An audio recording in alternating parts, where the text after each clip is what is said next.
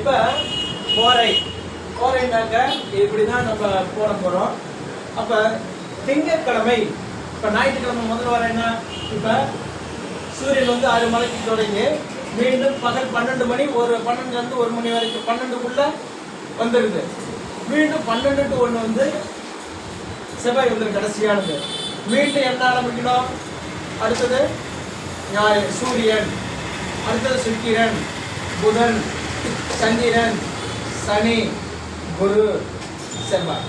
மீண்டும் ஸ்டார்டிங் ஞாயிறு, சூரியன். ஓகேங்களா? இப்படிதான் வரிசை.